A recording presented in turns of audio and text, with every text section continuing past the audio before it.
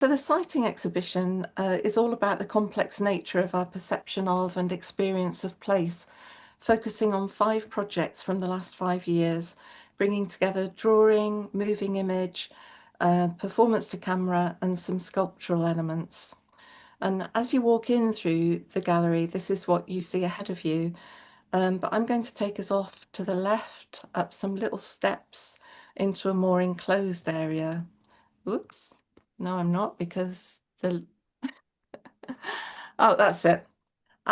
So here's the more enclosed area, and what's in there are 2 televisions with the same video playing on them, um, overshadowed by a wall of woven nettles and brambles and briars and weeds.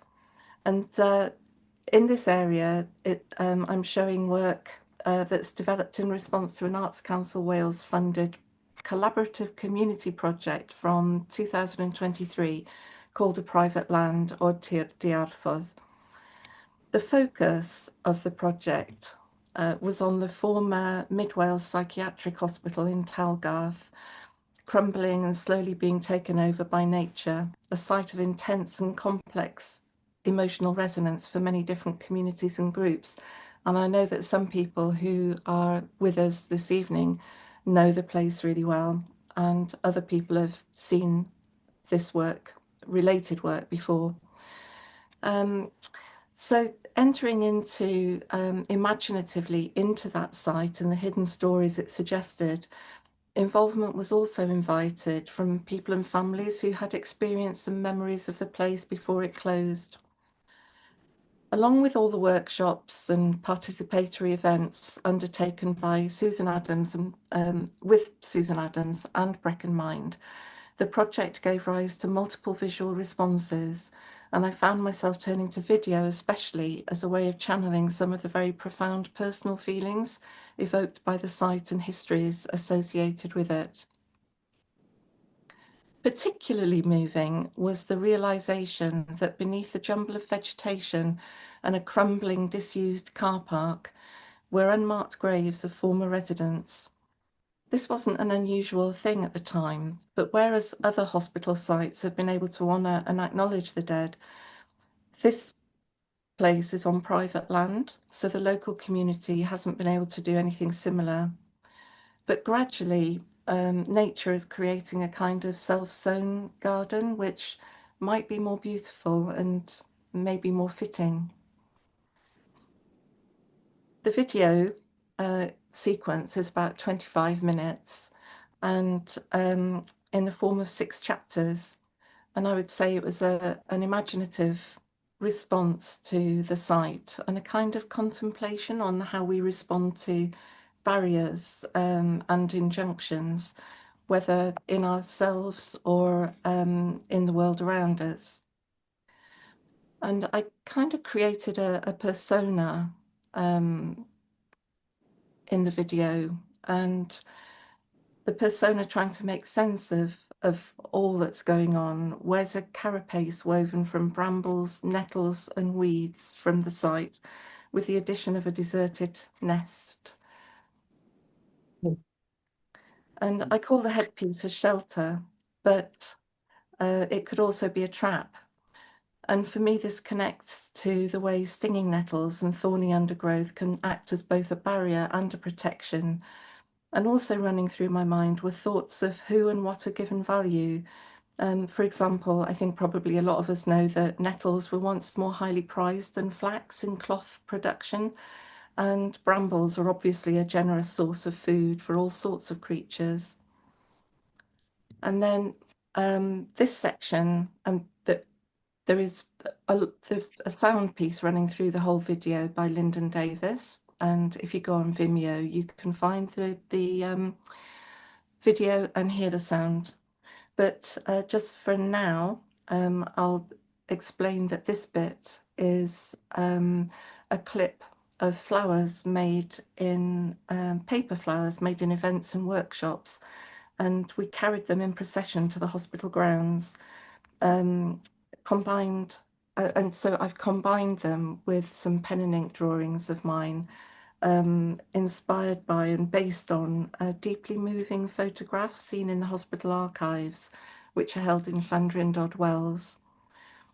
We didn't have permission to share any of the information, any of the images or the stories from the archives, but I was particularly intrigued by the photographs that were taken on admission and some of the blotches and smears on the photographs, which conveyed something of the speed of that admission process, that you take the photograph, take it away, develop it really quickly, and then the faults coming through in that.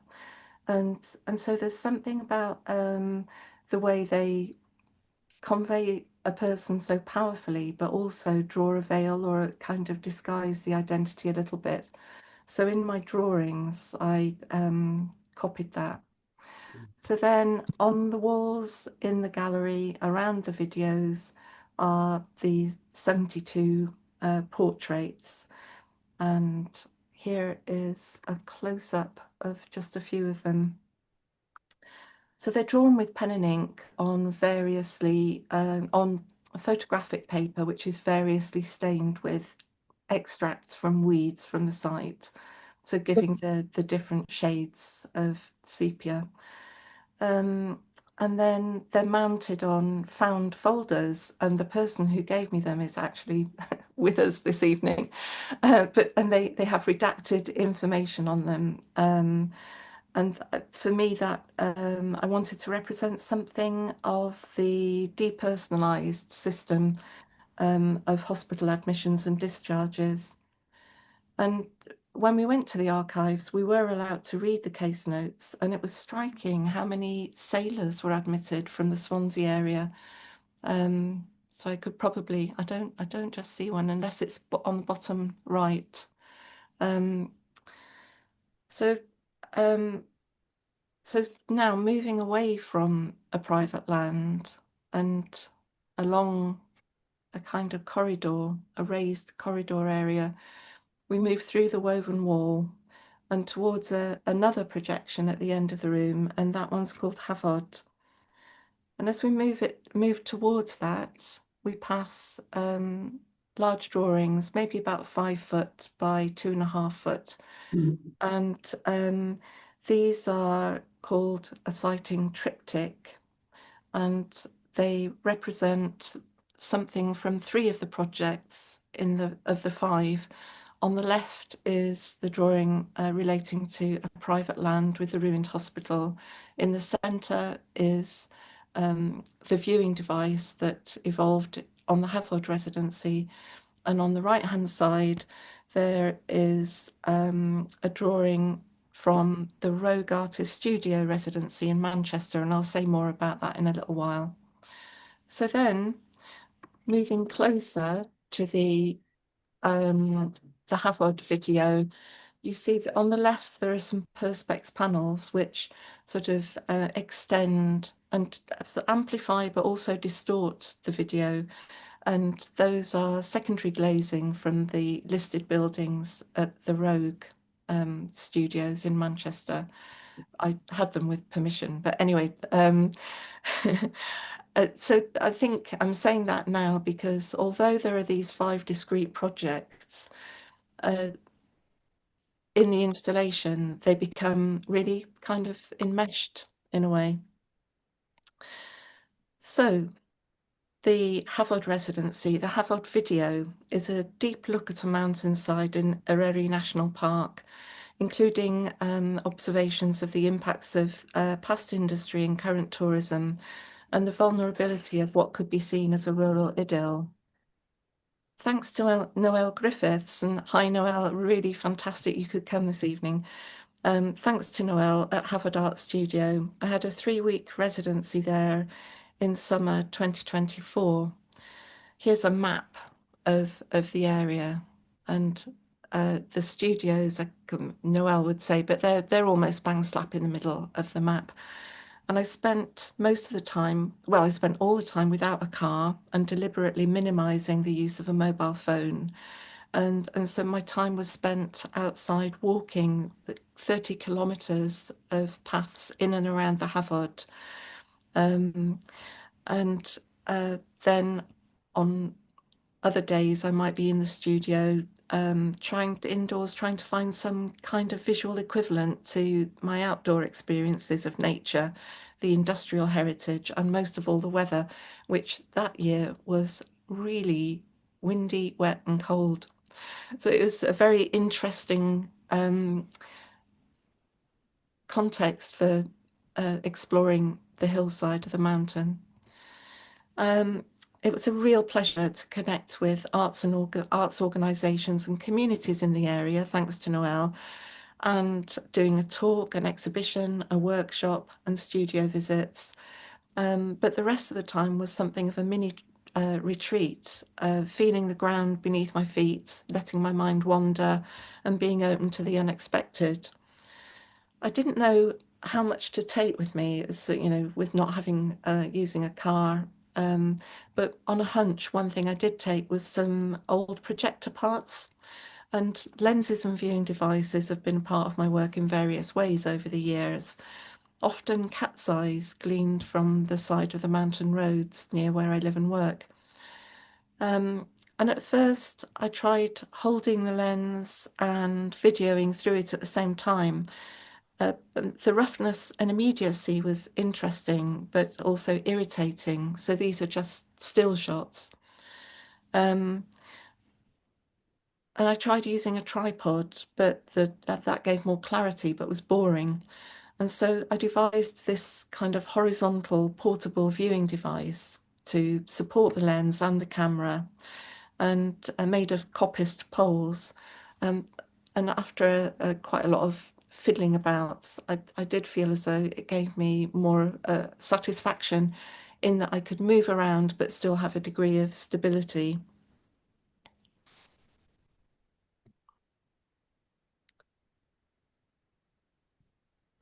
The nature of the lens is that it simultaneously magnifies and distorts the view.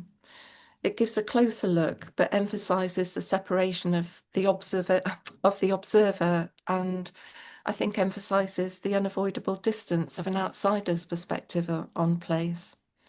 And I was really aware of what an outsider I was. So once I'd settled on the viewing device, I was able to focus more on the environment around me. And in learning more about it, mixed feelings of delight and concern began to emerge. We'll just watch this a little.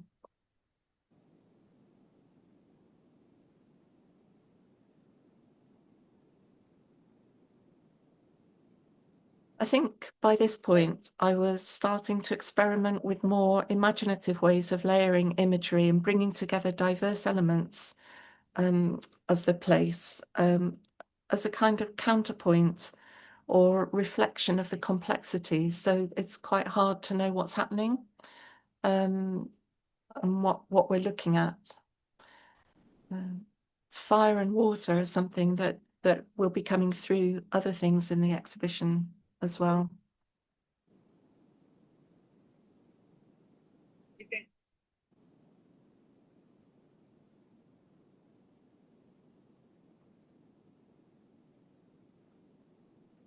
There we are. And now we'll move away from the Havard after oh no, hang on, just to say one thing about this bit. As well as the natural environment, I was drawn to the Festiniog Railway that crisscrosses the Mynydd around the Havard and connects to some long-standing themes in my work of industry and tourism. And I think that the train originally transported slate from the Blaenau Festiniog quarries to the coast, but now it carries tourists on the same route. And here am I looking through the lens at them, and I think they were definitely looking at me and really wondering what was going on. So now moving away from the Havard, we move down a ramp from that raised corridor area. And for anyone who's been to the Elysium, there's this strange triangular shape between the ramp and the wall.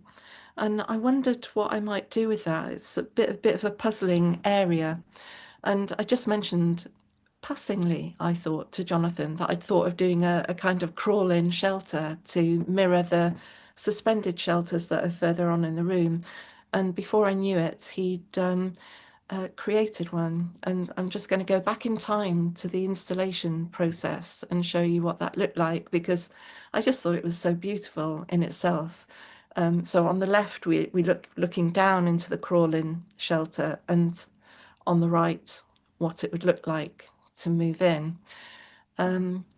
So it was lovely, but I did then cover it with scented weeds from the allotments and weeds, nettles and brambles, and also used some foliage from the streets of Swansea. I don't know whether they're cordylines, but a lot of, those really robust city plantings and all these dead leaves that were very handy. So then when you nestle in there and look out, you get a really beautiful smell from the weeds and the foliage, but also get a new perspective on the show as a whole. And going back to the ramp for a minute, the suspended bay trees were killed by frosts in hard years, and gradually the last leaves are falling, even after several years. And the sweet smell is still there, but fading fast. So moving down the ramp, you can see ahead of you the shelters, suspended shelters, and here's a view of the largest one, and behind you can just see the woven wall and the sighting triptych.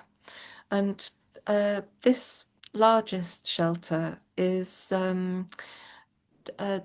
just retains a tiny bit of the collaborative community arts project from a private land, in that small patches of weaving are embedded in the kind of shelter or nest. And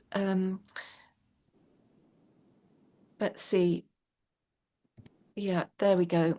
There's the next one. And you can see there are 3 suspended shelters. 2 of them are from a private land, and the third, which is in the center in the distance, that's from the Rogue Artist Studios. And beyond that, there's a little circle on the wall, and that forms part of the Rogue work. But just for now, I'd like to take you over to the drawings on the right. But before I do, I just want to say that it's really important to me that people enter the shelters, whether it's the crawl-in space or the suspended ones. And it gives me a lot of pleasure when people go in and animate them in a new way. So then the drawings on the left. Um, these are a selection from a series of 12 called Materials from the Garden, made in 2021, supported by Arts Council Wales and Cardiff's Tactile Bosch, where they were first installed. Based on vegetation and constructed objects seen in our village allotments, they include drawings of our solar-powered water management system. The allotments are on a former riverbed, stony and free draining, requiring constant watering to grow produce. Meanwhile, a few hundred yards away flows the River Usk, where flooding is a constant challenge. I've overlaid the drawings with video of vegetation and floodwaters as a way of linking ideas of global water management and food production in a time of climate emergency, and linking them with our more localized problems of flooding and drought. And the allotment's solar-powered water supply is an ecologically and communally balanced system of containment and distribution. And you could say that perhaps it's an emblem of the kind of cooperative and sustainable approach to problems created by the destructive violence of natural forces, exacerbated, of course, by historical and current human activities. And so this is the Rogue Head piece, and although that was made for a different project entirely and 4 years later than the drawings, in the context of the exhibition and the way the pieces flow in and out of each other, it started to assume a kind of character for me of a witness to the ecological challenges that we face. So further along, moving down through the gallery, which looks absolutely enormous now in these photographs. Well, it is pretty big, I must say. Um, uh, here we see a series of 14 7-foot high drawings on freestanding panels, and they run along both sides, so you can walk around those. These are from a residency in 2022 and were commissioned by an organisation called Our Picturesque Landscape, which aims to re-engage the communities on the doorstep of the Dee Valley area of outstanding natural beauty, specifically around Llangollen and the World Heritage sites there. It's also involved in helping to protect the most fragile sites, which are under pressure from increasing visitor numbers. My remit was to make a Myriorama that included picturesque aspects and archetypal features of the area, whilst introducing elements that reflect the dilemmas and pressures of intense and often conflicting demands, to notice the barriers between marginalised communities and the heritage sites, and to help make connections between them. By the way, the materials from the garden drawings were also in the form of a Myriorama, and the word simply means multiple views, but the key is that each drawing is interchangeable with the other. Myriorama's became a popular game in the early 1800s, providing entertainment as well as a means of learning about aesthetics, just as tourism was developing and as ideas of picturesque and sublime were being challenged by profound changes due to industrial and agricultural revolution. This is an image of one I was given as a child, created in 1824 by Lee and Clark to tap into the new craze sweeping Europe. It's 16 illustrated cards, as you can see, but they're opposite to my drawings. They're only 20 centimeters by 7. And so it's like a parlor game, and they could be rearranged to create a near endless variety of cohesive scenes. And long before cinema, this was seen as a fine amusement for all the family. And I use but subvert that the Myriorama's idealized picturesque aesthetic, combining and intermingling narratives and deliberately introducing elements of dissonance and misfit as a way of extending conversations of how we perceive and value the land in a time of environmental crisis. So, for example, the image of the factory that you can see was right on the border of the World Heritage Site. So you could choose to turn your gaze to the beauty, the idealized beauty, or you could just look the other way and see the factory. So then a series of 14 drawings like this can be rearranged in over 87 billion different ways. And this is a little animation to try and show a fraction of that, because we wouldn't have time to do the whole thing. And this video is in a little side room, along with a video about making Myriораmas, which Pete Telfer did for me of Culture Colony, and he did it for the Sioe Celf for the National Eisteddfod in 2023. But I've skipped ahead to these because I wanted to show again part of the installation process. And Jonathan made these panels for the Myriorama, and they've just got such a kind of presence that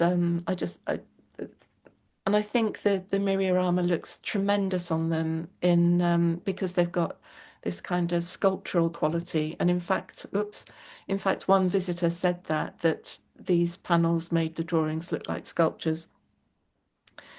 So here's another view of them looking back towards the central area. And tucked away to the right of this picture There's a wall which I'll show you in a minute, and it's the Rogue video from Rogue Residencies. But I just wanted to say that whilst we watch that, we're also aware of the Havod video at the back of the room, beyond the shelters in the central area. So here's a still of the video from Rogue. Um, in fact, I should just say that all the videos are around about 25 minutes, so they take a bit of looking at, but I don't expect anybody who visits to sit and watch them all. I think they're all, you can enter into any of them at any point and return to them. Anyway, Rogue Artist Studios. It's the largest artist-led space and studios in Northeast England, and it's a perfect counterpart to Elysium in that way. And with support from Elysium and Arts Council Wales, I was able to spend 5 weeks on a residency there in 2024 to reflect on moving image and performance in my work and connect with many of the 80 artists who are based there in the studios. The building itself is extraordinary, and with endless, well, from the outside it's extraordinary, and then inside it's got endless stairs and corridors linking basements, attics, a theatre, and a vast exhibition space. But the outside grounds, this is from the video, the outside grounds are really fascinating as well, with playgrounds and games marked out on the concrete, and a strange little garden to the side with a sort of sunken meeting place at its heart. I wondered how to enter the life of such a rich place and community and what kind of work it might inspire.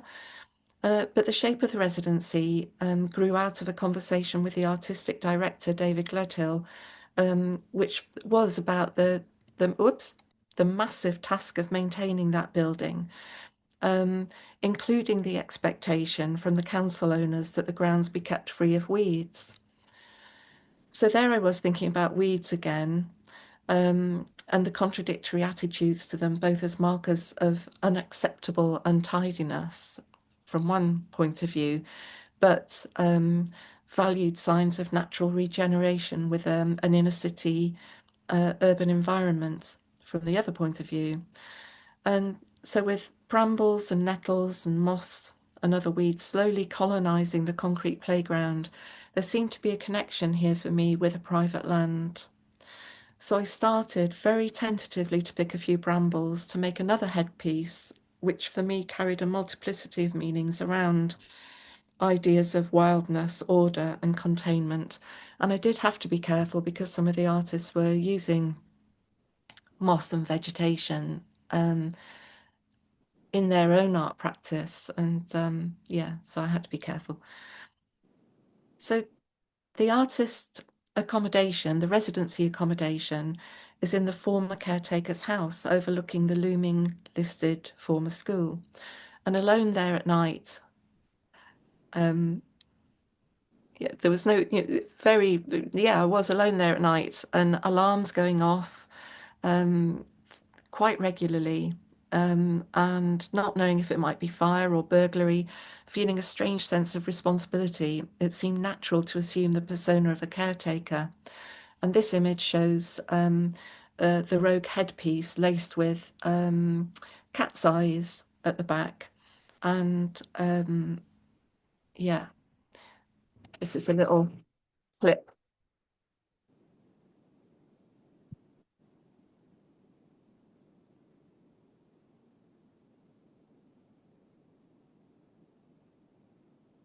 So that's the view from the back bedroom. And but what does it mean to take care? And perhaps the primary act of care is attention. And thinking back to other viewing devices, I attached this large lens into the weed headpiece and then set about exploring the school building, oops, the boiler rooms,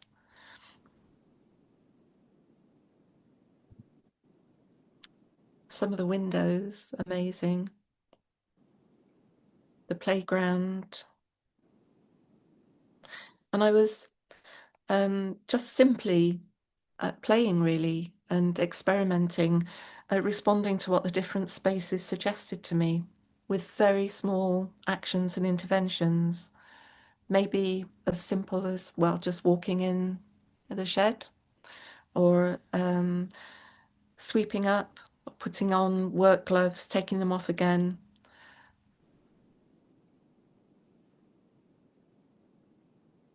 And sometimes more complex interventions.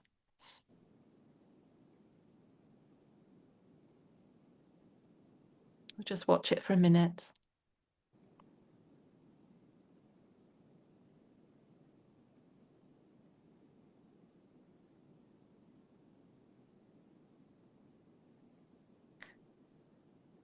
Oh, whoops.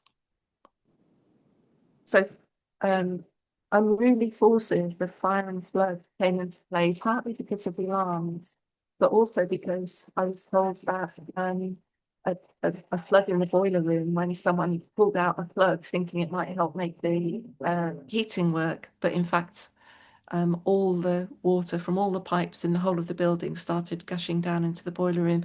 And so these kind of unexpected things happen when you least want them to. So I think there's a little riff on that. Um, so as the protagonist goes around their business, they've got their own particular perspective, and through that lens. So as well as the camera watching them, they are watching the world. And the circle on the right there is a parallel video that runs concurrently with the rectangular one. And this is just these are a few little shots of what goes on in that video.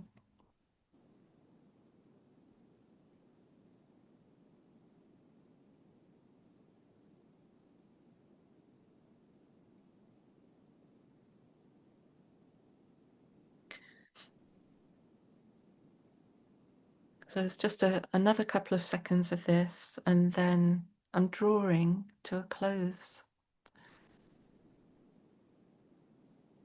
There we go. There are two more last pieces of work that I just want to show you that are in this area of the gallery.